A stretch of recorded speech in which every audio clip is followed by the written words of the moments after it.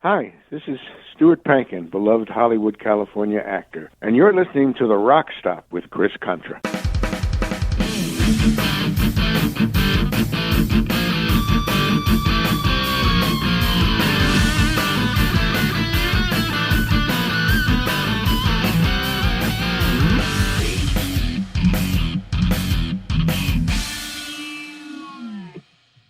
Welcome into the RockStop. Chris Contra here.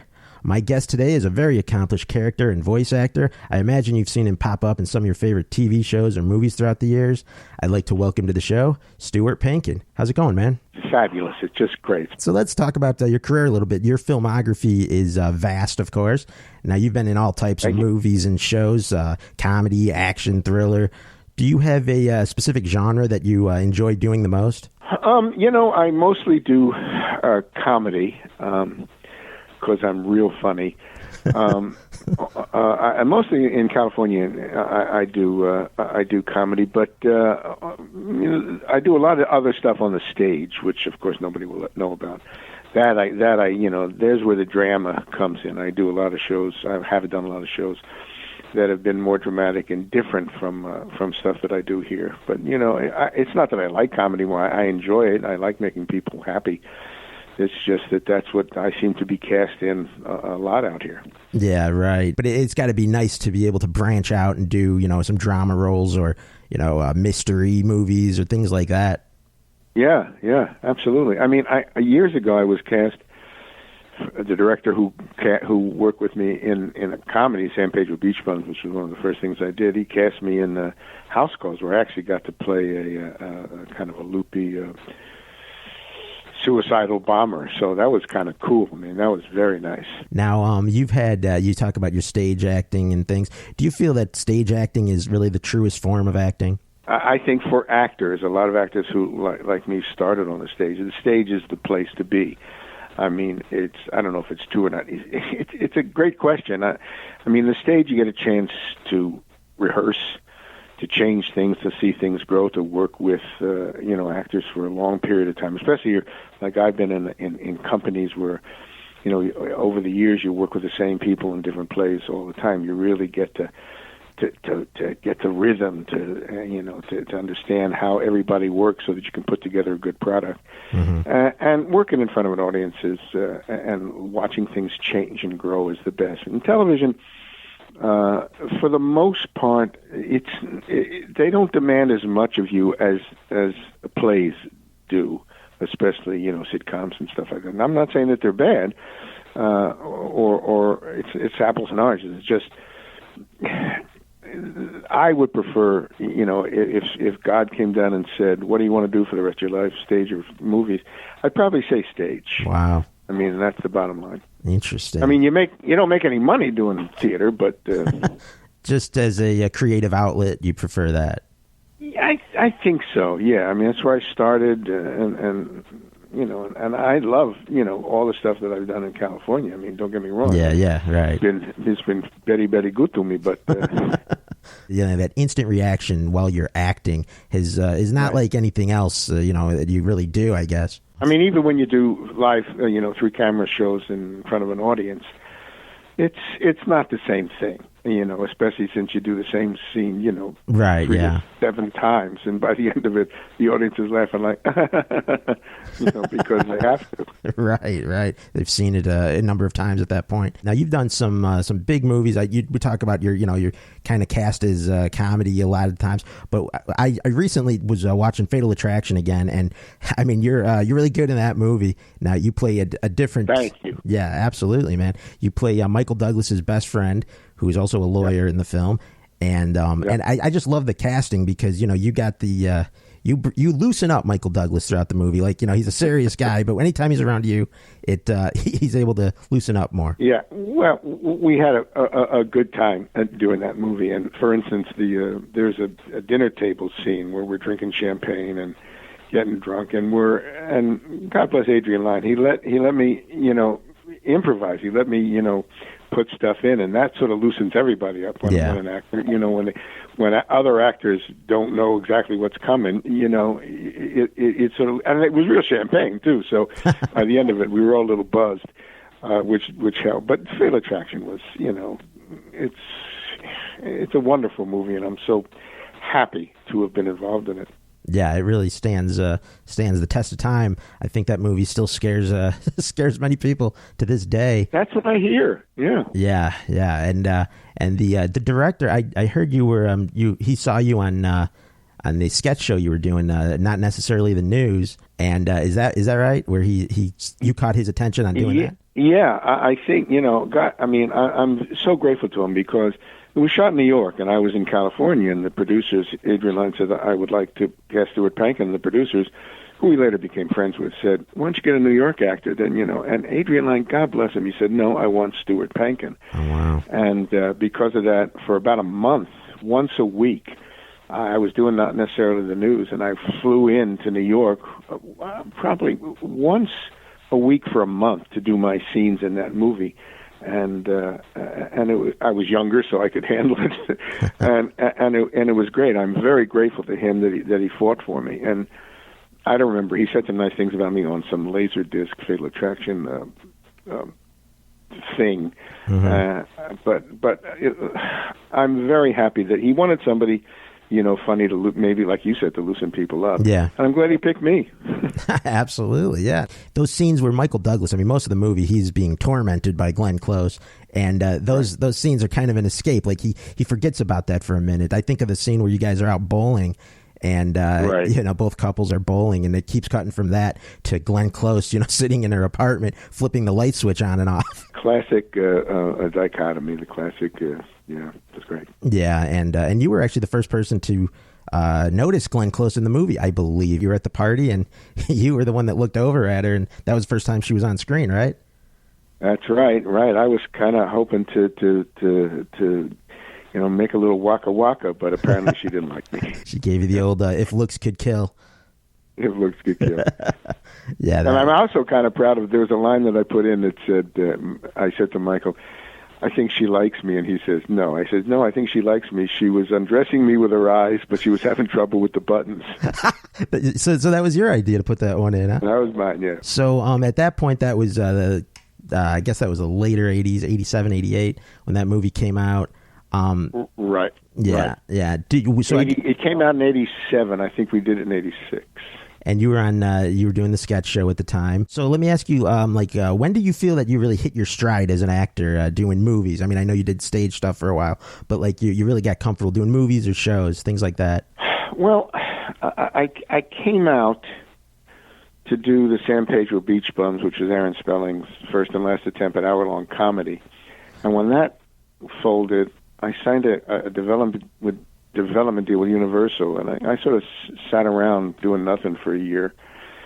And then I guess I did some stuff like Scavenger Hunt and Hollywood Nights, but I think it was not necessarily the news that made people realize that I was on the earth.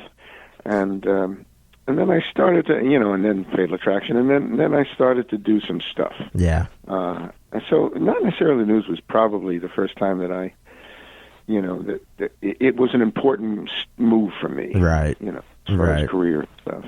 Yeah, and doing a sketch show like that, I mean, it gives you so many different varieties of characters to play and things like that. That's got to help you in the long run, big time. Yeah. Yeah, I mean, Did you ever think about trying to get on another sketch show after that, maybe SNL or anything like that?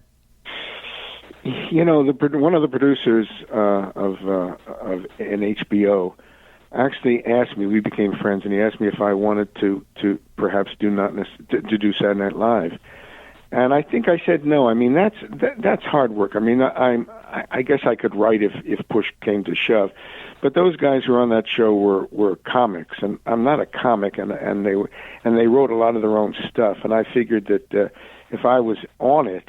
I would be at the whim and mercy of writers, and I guess I didn't want to do that.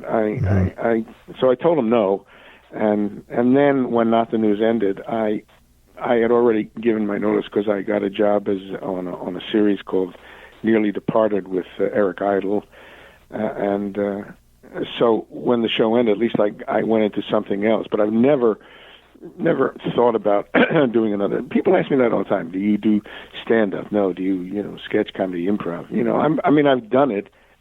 I've never done stand-up. That's hard work. I mean, that's tough. But improv, you do it within the course of your acting stuff. But no, wanting to do another sketch comedy show, first of all, it was never offered to me. And second of all, I had no great desire to do it because not necessarily the news was such a wonderful experience. Yeah, right. And you talk about, stand-up being a totally different thing. I guess, people see on in movies and things, and you're, a lot of times the funny guy, and you're, providing comic relief. They just assume that you can just slide into stand up and do some things there, but right. It is a totally different thing, and it's funny because a lot of times I'll see guys that I find funny in movies and stuff, and then I see their stand up, and I don't really it doesn't really amuse me for whatever reason, but I really like them in the shows and movies. Interesting. Yeah, it's a whole different rhythm and a whole different work ethic and. I mean, because of Not the News, we hung out and got to know a lot of comics, and it's tough. It's just tough to stand up there and do original material and make people laugh. Yeah, but then you got the series Dinosaurs, of course, which is catching a lot of attention these days. Again, I guess it's been digitally released places. So that was where you Disney Plus. See it now, and that is where you offered your voice to the character Earl Sinclair. I did on the TGIF show, and so did they come to you with the picture and say, "All right, here's what Earl looks like," and then you got to put your voice to it? How exactly did that work? Well, first of all, I auditioned for it. I mean, and every actor in Hollywood auditioned for it. Does a great job. I mean, voiceover work is good because you can show up in your underwear and yeah, and still put in a full day. Right. But after I got the job, they showed me the picture. I mean, I think the voice came. I think I auditioned with a voice, the Earl voice, before seeing the picture, and then they, when I did the pilot, took 2 days, 2 8-hour days to do the pilot. They wanted it to be bigger and bigger and bigger, and I sort of fought against that a little bit. And then later, they sort of came around to the fact that. Just because he's a big dinosaur doesn't mean that he has to talk like this all the time. I mean, there's a lot of subtleties to it. Yeah. But I don't think I saw the picture before I did the voice. I think I stuck with the voice I auditioned with throughout the series, and it changed a little bit. Sometimes he's like this, and then sometimes he's like this. Yeah. So depending on the situation. And I like what you said about the subtleties of that character is very because those are some of the best moments that I really enjoy. It's not always the over-the-top stuff. The subtle stuff really makes me laugh the most sometimes. Yeah, that's great. Thanks. Yeah, and now for people who may not be familiar with that show, I mean, it's I guess you describe it as it's like a common family, an American family. You're the head of the family. So you hear the name of the show, Dinosaurs, you might think, a totally different thing, but it's almost like a sitcom. It's like a sitcom, I guess you could say. Yeah. Well, the nice thing about Dinosaurs was that it was good for the kids because the puppets were so much fun to watch, and then the writing was I think it was pointed towards the adults. I mean, you had stuff about drug abuse and framed in a nice way so that it's acceptable to the kids. I mean, understandable by the kids, but the parents could enjoy it too. It's not like, oh, geez, I got to sit down with my 5-year-old and watch a puppet show. So it was something for everybody, which was really nice. Exactly. That's a good point. And so now I got to ask you about there were people in those suits that were like doing. Were there? Oh yeah, there were. And so that was not you in the suit. But I have to ask, with those other people doing the motions of the bodies and stuff, right. You're the one. Acting is a physical thing too. So when you see them, moving around and doing things like that, did you ever get to talk to the actor in the suit, and tell him to maybe do some gestures that you might do? Well, that's an interesting question. Bill Beretta was inside this suit, who is now a big producer in the Henson Company, and because of the re-release of Dinosaurs on Disney Plus, we've been having podcasts and interviews, and we're going to do one actually coming up. But he actually said something was interesting. I mean, there was a guy in a suit. There were any number of people working animatronic controls, which was extremely complicated and interesting. I mean, you could change, an eyebrow movement or a mouth movement or an eye movement. So you had those people, and then you had the voice guy. And Bill actually said to me recently, we never talked to the animatronic guys or Bill about, oh, can you do this so I can do that? No, but they said when they listened to my voice and the character, and it was a little bit confining because as an actor, you know, you like to, if you do cartoons, I know I'm jumping all over the place, you create the character and then they animate it to you. Right. In Dinosaurs, they did the voice movement, and then you had to match that voice movement, which was a little frustrating occasionally. But it was fine. We got into a rhythm. We got to understand each other. But Bill said recently that they listened to my voice, and sometimes they actually changed their movements based on the stuff that I was doing vocally. Yeah, and that was great. I didn't know that. I never knew that, until a few days ago when I talked to him. So that's the way that worked. I mean, we just tried as best as possible to put animation. I mean, to animate the literally the mouth movements and do the best we could to match the mouth movements and put in the acting that I kind of hoped would be there. I'm sure you get pictures of that character that people ask you to sign all the time. Not to toot my own horn, which is the only person that has my horn, and who else would toot it? Since this pandemic has started, I've been getting anywhere from 2 to 4 of those, things to sign, pictures or pop, whatever you call them, those pop things, a day. And people spend a lot of money. Now, some, I bet they maybe, and I've seen them on eBay. I'm sure they put them on eBay. I don't care. I mean, I don't charge for autographs and or have anybody to negotiate for me. But I'll sign them and send them back. If they want them and put them on eBay, great. But there's an awful lot of interest in Dinosaurs over the last, 6 months. I mean, literally 2 to 4 a day. They spent a lot of money getting it for me and getting it back, and God bless them. I'm very happy that this thing is still, it's still, well, it's on cable, so the people, I can see it now. But I'm still happy that show is still alive and kicking. Yeah, that's awesome. And I want to talk briefly about the woman that did your wife on the show. The voice of your wife was Jessica Walter. Jessica. Yeah. And interestingly, she played Evelyn in Play Misty for Me, correct? She sure did. Yeah, and which is a movie that's quite similar to Fatal Attraction in some of. Well, that's interesting. Yeah. That's interesting. Yeah, yeah. She did that. Yeah, she was great. I mean, we in the beginning we used to read the script around the table and then go in alone and do the voices. And toward the end we didn't do that. We didn't have table readings anymore. We just went in. So. Yeah. Except for the occasional social gathering, dinners together and stuff. We didn't really see Jessica or Sally or Jason was the brother. Mm-hmm. We didn't see each other a lot, but Jessica and I, we still keep in touch, and I haven't talked to Sally or Jason in a long time.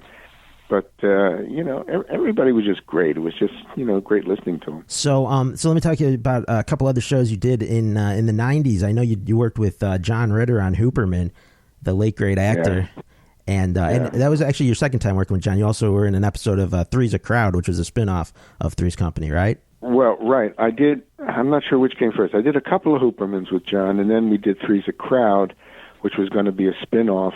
Unfortunately, and I was going to become a recurring character, but unfortunately that didn't pan out. But the beautiful thing was that I got to know John and became friends with him, and he's one of the few people besides my wife and another friend that could actually double me over laughing. I mean, he was a wonderful man and a terrific comedian. Yeah, I believe it. I mean, the guy cracks me up pretty much on everything he's in. And aside from his just great comic ability delivering lines, I put him up there with some of the greats as far as physical comedy goes. Right, absolutely. No, he's a terrific physical comedian, and that ain't easy to do it well. Right. Exactly. A lot of people do it, but not many people do it well. Mm-hmm. That's a great point. And John Ritter certainly had that ability. And it was wonderful.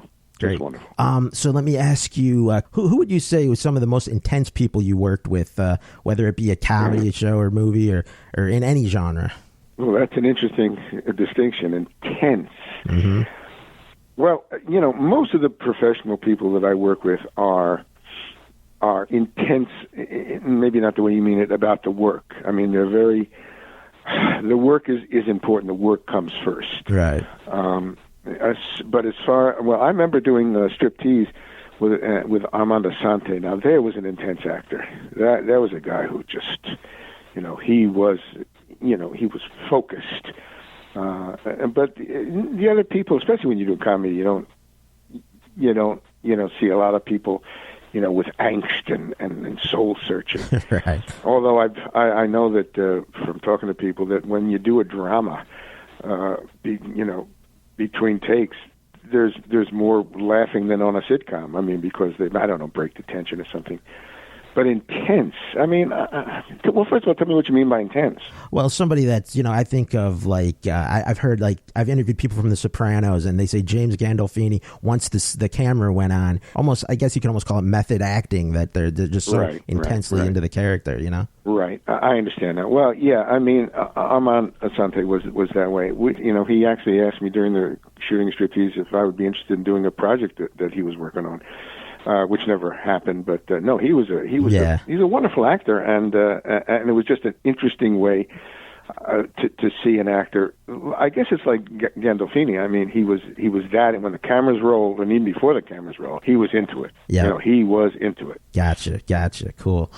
And then did you ever have an instance where you shot something, whatever the movie or show it was, and you said, man, I cannot wait for the audience to see this and react to this, and I really am looking forward to their take on it. Well, I mean, I'm a lot of actors don't like to watch their work. I watch my work. I watch it with my wife, and if I'm good, she tells me, and if I'm not, she tells me. I did a couple of days on The Artist, and I had.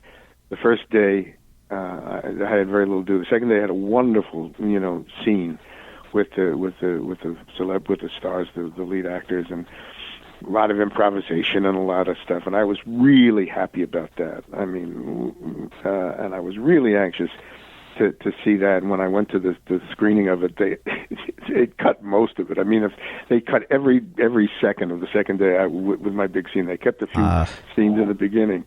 So there's a question of going from great hope to Jesus. I was very upset. I was very disappointed about that.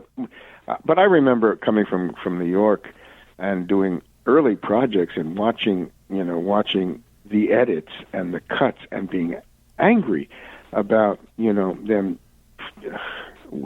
cutting a character, cutting a scene, editing it in a way that I didn't like, and I never accepted that, and I don't accept it today. But you have to live with it. But yeah, it's like I said, the difference between film is it's a director's medium, an editor's medium, and theater is an actor's medium. Right. That ties back into what we were talking about earlier as to why maybe stage is the more pure form of acting. Is just that you can create all you want on a movie, but at the end of the day, it's left up to what's edited and how it's edited together, and then you just that right. Yeah. So that's. But sometimes it's just so striking and shocking that not. But it's just, wow, it brings you up short to what happened to that scene? What happened to that moment? What happened, Right, and then they release some of them, like those deleted scenes on DVD and stuff, and you can go back and watch the scenes. I actually have done that. I'm like, that scene could have worked in the movie. I wish they left it in, but, here it is. Yeah. But that's just the way it goes, I guess, sometimes in showbiz. Yep, exactly. Now, I did want to ask you, one of my favorite comedies you were in, and that was a movie called Life Stinks, which is Mel Brooks' film. I love that movie. Yeah, great. I liked it, too. It didn't go very far, but I think it's underrated. But that was, again, another wonderful experience because Mel he wrote it, he produced it, he directed it, and he starred in it. So it was he had an awful lot on his plate. He absolutely did, and you're right. It didn't like catch on like other Mel Brooks films, and I don't know if it gets talked about like some of his other classics. But I loved it. I thought Mel was great in it. You were great in it as his sort of his top lawyer guy. Yeah, thanks. Yeah, it was great. Yeah. It was a good experience. I think it was a funny movie. A lot of wonderful people in it.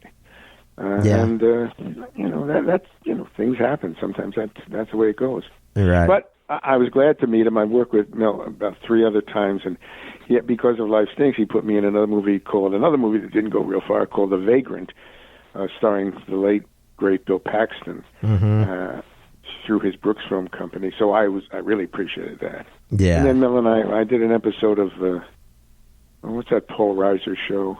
Oh, Mad About You? Mad, thank you. My wife just yelled it. Yeah, he was an actor on it, and I was an actor on it, so we got to do another little scene together. And we also, God bless her, got to meet Anne Bancroft any number of times. Oh, wow, yeah. Fabulous. Just fabulous. Mm-hmm. And, I mean, I imagine doing scenes with Mel, I mean, that could probably crack you up, and, you know, might have to redo it a couple times, or maybe not. Was he kind of a one-take guy? Well, like I said, he was wearing an awful lot of hats, so, right. You know, talk about intense or focus mostly. He was focused on getting the work. It was also in one of the hottest spells of Los Angeles, so that was another unpleasant thing. But you know, I don't remember. I mean, we all had a good time on the set, but he was working. He was working hard, you know, as a writer and as a director. But you know, total. Well, first of all, Mel Brooks. He was the first thing I did when I was a kid in the talent show in junior high school was I memorized a 2,000-year-old man and did his act. You know? Wow! So I've been connected with Mr. Brooks for a lot of years. Yeah. So, and he's been always, you know, one of my favorites. So to get to work with him and to watch him work was, you know, it was great. So a very funny movie, Mel Brooks on the streets, and then you dealing with tambour and everything. Just great stuff. Yeah, thanks. It was great. It was it was fun. If it works, acting is a really good profession, and you get to meet a lot of nice people and do a lot of nice projects, and it's all good. I mean, I remember not necessarily the news. They called from TV Guide after interviewing us, asking me, everybody seems to like each other. Can you give us some dirt? Can you? And we all said, no, we all like each other. Yeah, cool. I mean, so there's nothing. There's really very little that I've done, you know, in the theater biz that's negative. It's all good. It's all good. Now you talked about, you know, kind of improvising some lines in Fatal Attraction, which is really cool. Mm. Did you get to do that at all in Life Stinks? Well, that's an interesting question. Generally, no. There was one scene with me and Rudy DeLuca, who co-wrote the script with Mel, and there was a scene where I'm trying to scream at people, and he's a crazy homeless guy mimicking my words, and I thought we could do better. So I wrote I rewrote that scene, and Rudy and I did it both ways. We did it the way it was written, and then we did it, you know, our way. And Mel said, and Rudy said to me, "Look, Mel's very proprietary about his material, which he should be, and he's probably not going to get in, but we'll do it." And then later, Rudy came up to me the next day and said, "You know, Mel saw the takes, and he said our scene is in." Nice, that's awesome. Yeah, which made me very proud. I mean, that was a really nice thing because Mel he doesn't do that, nor should he. He's a genius. But he liked the way you did it, so that's. Well, he liked that scene. He liked that idea. Nice, very cool. And then around that time, you did Arachnophobia. You played the sheriff in that movie. Classic movie with utilizing real spiders. Real spiders, yeah. Yeah. It's enough to make the viewers itch very much watching that one. Yeah, and that I always think that Arachnophobia was a terrific movie. Mm-hmm. Yeah. I mean, like a good, you know, I won't say horror movie, but good. What would you call it? It's not a horror movie. It's a thriller. Thriller, yeah. It's like a thriller. Yeah, and you're right because you know there's so many movies, you know, from like the 70s and stuff that use spiders and things, but there wasn't much of a story there. Arachnophobia had a really good story with it. Yeah, it went from beginning to end. It was a really logical arc to that story, and a very exciting conclusion. Yeah, and they utilize so many relatable and kind of nightmare type of sequences where people may encounter spiders, like reaching into popcorn, you know, just big scoops of popcorn, right. Going to turn off a light and a spider appears. Like all those like scare sequences were just, you know, so many people relate to those. Yeah, absolutely. Yeah. So that was a cool movie, and you played the sheriff in that.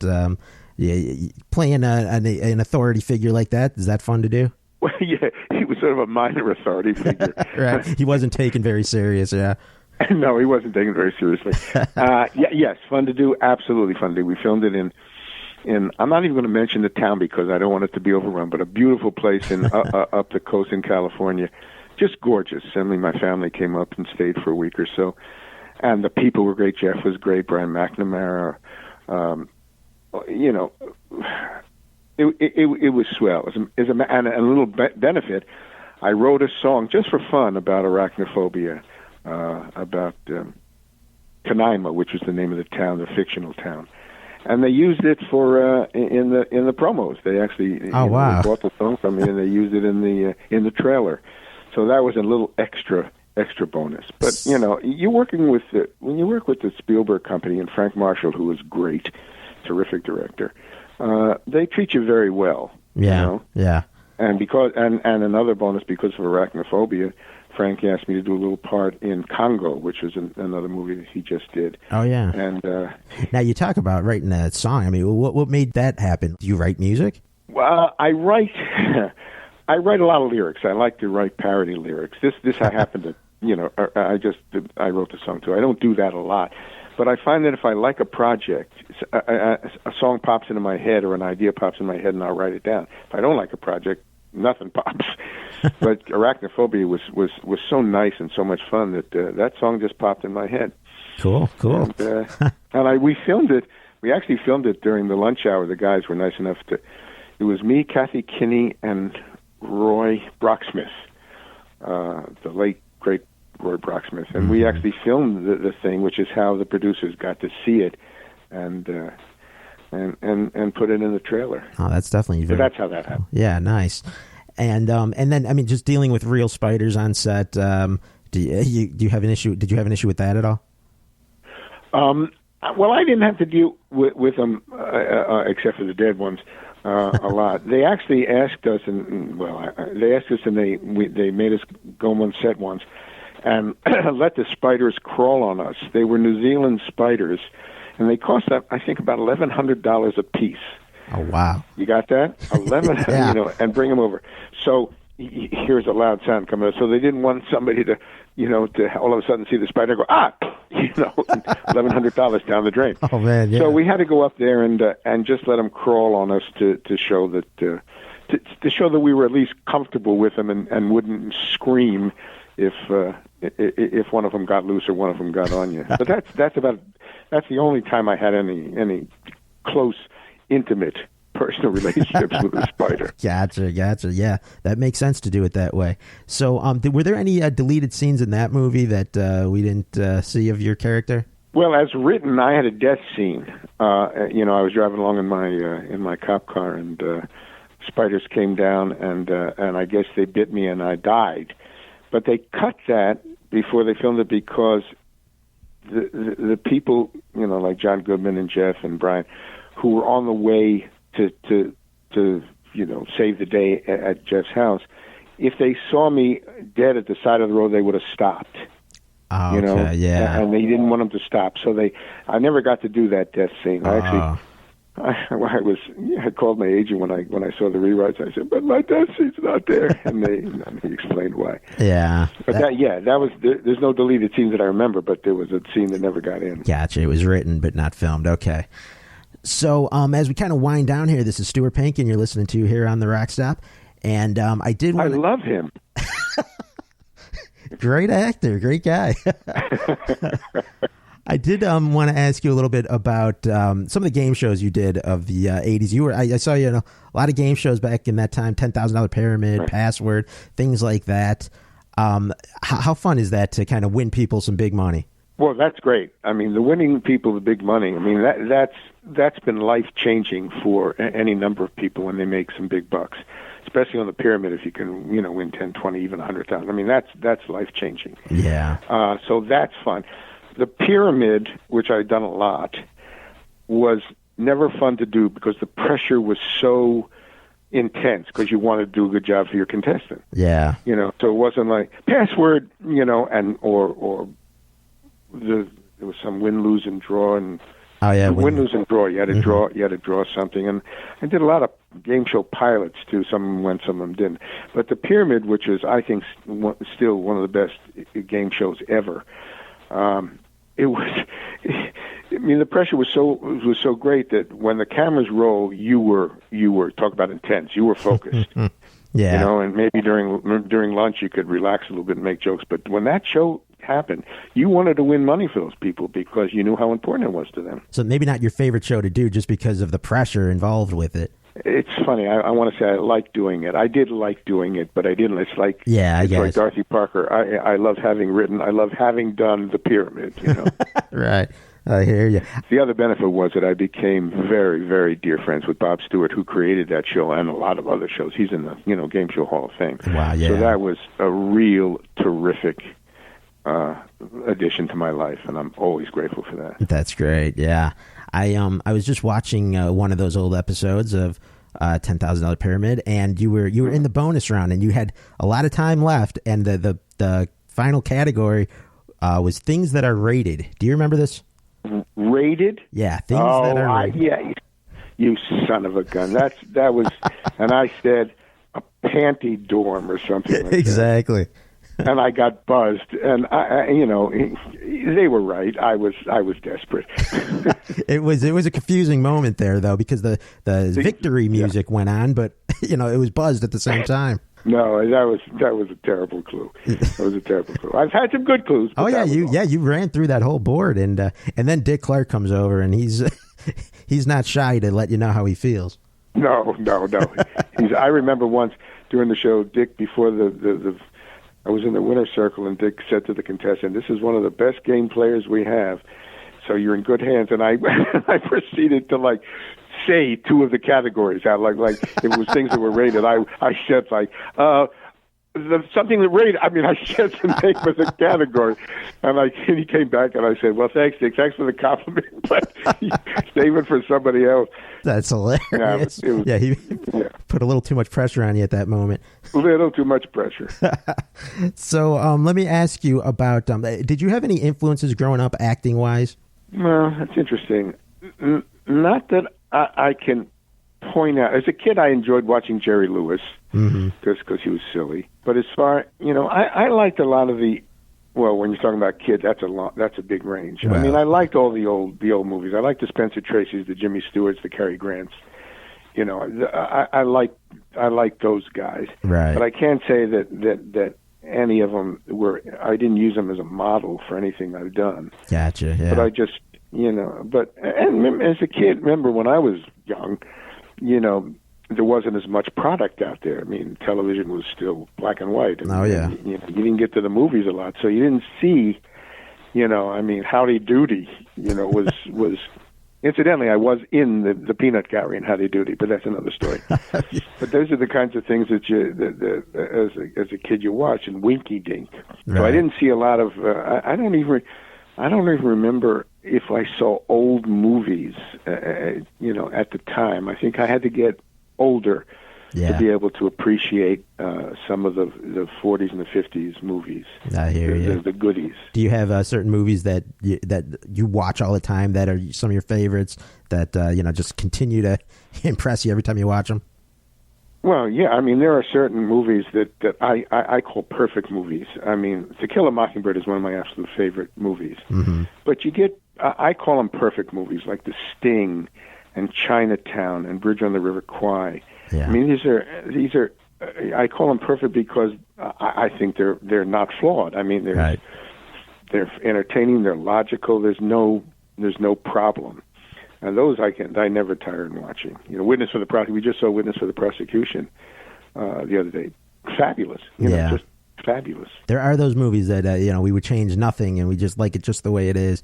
And exactly. Mm-hmm. That's exactly it. Yep. You wouldn't change anything. That's it. That's a perfect movie.